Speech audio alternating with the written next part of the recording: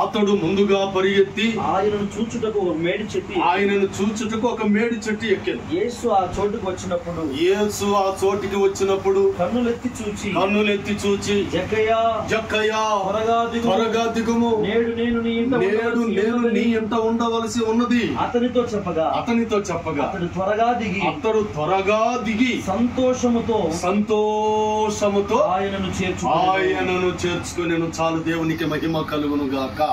ఈ సమయంలో ఈ వాక్యాన్ని మీరు ఎన్నోసార్లు చదివి ఉంటారు, ఎన్నోసార్లు విని ఉంటారు.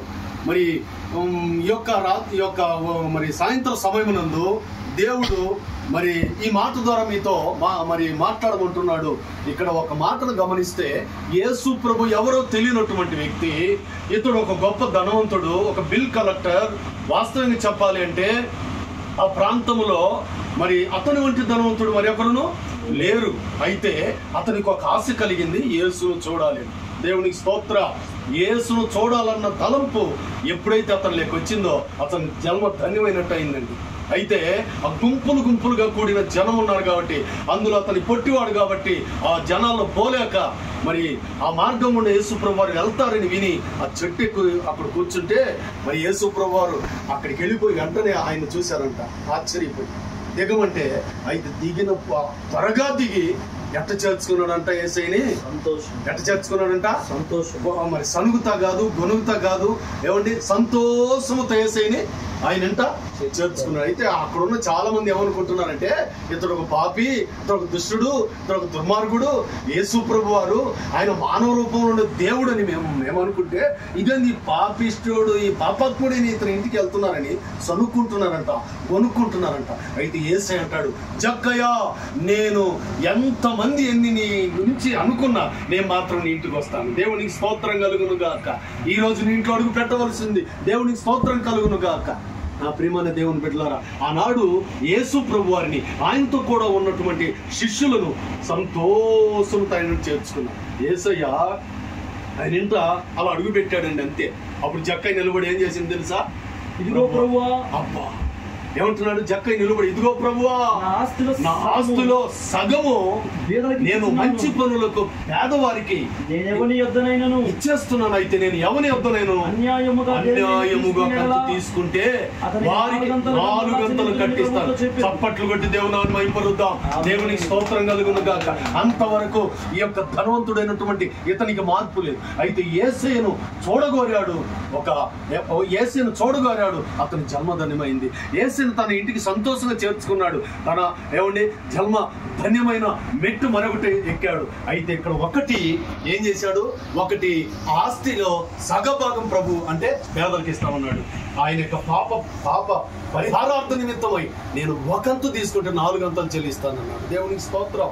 అంటే ఆయన ఒకంతుకు 4 గంటలు చెల్లించడంలో ఆయన ఏదైనా చేసి ఉంటే తన తప్పులన్నీ సవరించుకొని వెంటనే యేసు ప్రభు ఏమన్నాడు తెలుసా? అందరి ఇంట్లో ఉండగా అందుకు యేసు ఇతడును అబ్రహాము కుమారుడే, ఎందుకనగా నేడు ఇంటికి రక్షణ వచ్చినది. దేవునికి స్తోత్రం. నేడు ఇంటికి రక్షణ వచ్చిన దేవునికి స్తోత్రం కలుగును గాక. అంతవరకు యేసు ప్రభు తెలియదు, ఆయన భక్తి తెలియదు, ఆయన సన్నిధి తెలియదు.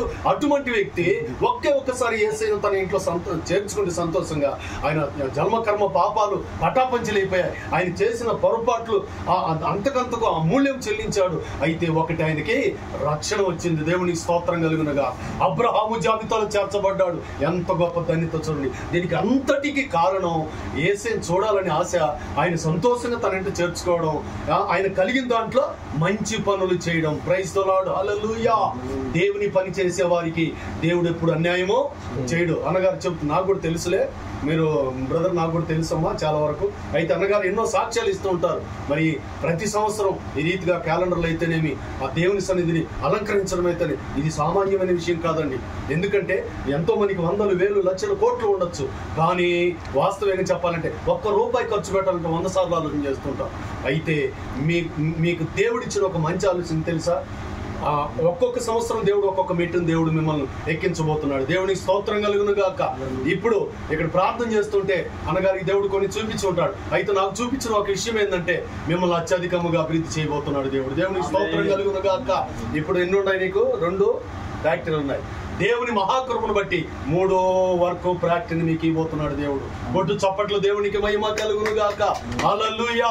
ఎందుకంటే మీరు దేవుని మందిరం ఎడల, యేసయ్య ఎడల, మందిరం ఎడల, దైవజనుల ఎడల, సంఘ క్షేమం ఎడల ఒక ఎంత మంచి సంతోషంతో ఆ పరిచర్య చేస్తున్నారో, ఎక్కైన రీతిగా దీవించాడో మిమ్మల్ని కూడా ఆ రీతిగా దేవుడు దీవించబోతున్నాడు.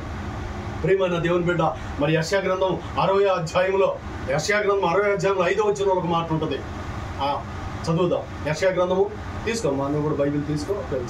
యెషయా గ్రంథము 60వ అధ్యాయము 5వ వచనం. దేవునికి మహిమ కలుగును గాక. నీవు చూచి ప్రకాశింతువు,